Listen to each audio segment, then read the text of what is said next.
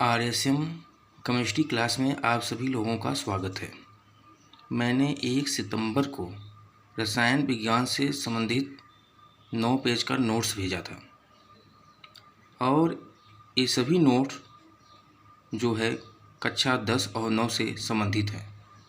और मैंने ये भी बताया था कि अगर विज्ञान पढ़ना है तो कक्षा 9 और 10 की सभी चीज़ें आनी चाहिए। तो नोट्स में मैंने 11 क्वेश्चन भेजे थे, जिसमें से 2 प्रश्नों का उत्तर जो कठिन था वो मैं उसको प्रस्तुत करने जा रहा हूँ। उसको देख लीजिए और समझ लीजिए। फिर भी अगर नहीं समझ में आ रहा है तो मुझसे ज़रूर पूछिएगा फ़ोन करके। पहला क्वेश्चन है, कार्बन तत्व का परमाणु आपस में परस्पर संयोग करके कार्बन कार्बन एकल द्वि और त्रिक सहसंयोजक बंध बनाता है, जबकि चतुसंयोजक बंध नहीं बनाता, क्यों? इसका सिंपल उत्तर है, साधारण उत्तर है और ये कक्षा 10 में ही है। अगर किताब पढ़ते तो आराम से समझ में आ जाती है। मैंने बताया था नोट्स में कि कार्बन परमाणुओं के मध्य बंध ऊर्जा जो होती है सबसे अधिक होती है जितने आवर्त सारणी में तत्व होते हैं। बंध ऊर्जा के कारण कार्बन तत्व में सबसे अधिक श्रृंखलन गुण पाया जाता है जितने आवर्त सारणी में तत्व हैं। तो आवर्त सारणी के 118 तत्वों में केवल कार्बन तत्व ऐसा है जिनके परमाणुओं के मध्य श्रृंखलन गुण सबसे अधिक होता है। कार्बन तत्व का इलेक्ट्रॉनिक विन्यास 2 और 4, यानी कार्बन तत्व के बाह्य कोश में 4 इलेक्ट्रॉन होते हैं। इसलिए कार्बन तत्व की जो संयोजकता होती है वो 4 होती है, संयोजकता जो होती है 4 होती है। उसके बाद जो कार्बन तत्व के मध्य परस्पर इलेक्ट्रॉनों का साझा होता है, तो कार्बन के दोनों परमाणुओं के मध्य यदि एक इलेक्ट्रॉन का परस्पर साझा होता है तो एकल सहसंयोजक बंध। यदि दोनों कार्बन परमाणुओं के मध्य अगर 2 इलेक्ट्रॉनों का परस्पर साझा होता है तो कार्बन द्विबंध। और यदि दोनों कार्बन परमाणुओं के मध्य 3 इलेक्ट्रॉनों का परस्पर साझा होता है तो कार्बन त्रिक बंध बनता है।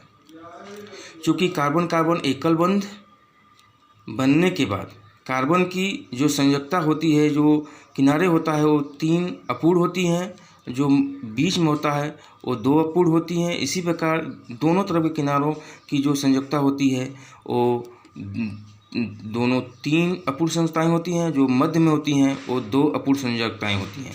इसी प्रकार कार्बन डबल बंध, यहाँ भी किनारे पर जो है 2 अपूर्ण हैं।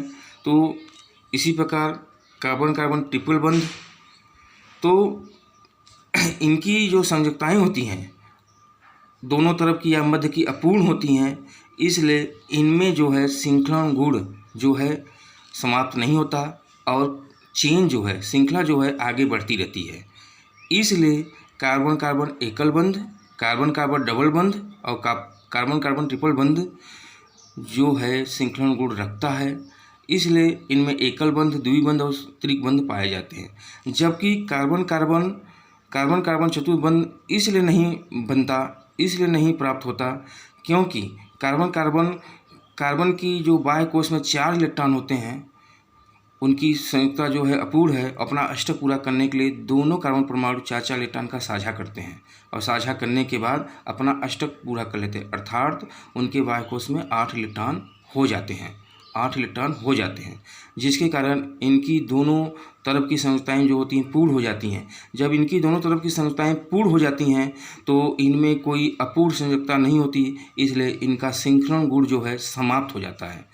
इसलिए कार्बन चतुर संयोजक बंध संभव नहीं है, क्योंकि यहाँ पे कार्बन की जो श्रृंखलन गुण है वो समाप्त हो जाता है, जो कार्बन तत्व का एक विशेष गुण होता है।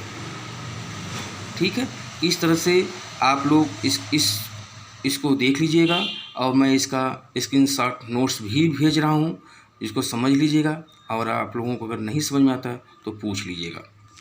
इसी प्रकार दूसरा प्रश्न जो है, कार्बनिक यौगिकों में मुख्य रूप से कार्बन तत्व मुख्य रूप से कार्बन तत्व उपस्थित रहता है क्यों?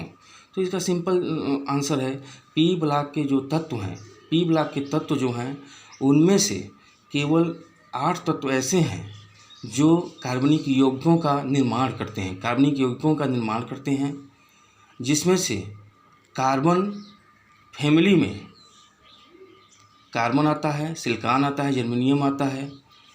इन सभी के वायु कोष में 4 इलेक्ट्रॉन होते हैं, इसलिए इनकी संयोजकता जो होती है 4 होती है। यानी पी ब्लॉक में कार्बन परिवार एक ऐसा परिवार है जिसके सभी तत्वों की संयोजकता जो होती है 4 होती है, और उसमें से कार्बन तत्व का जो श्रृंखलन गुण है वो सबसे अधिक होता है।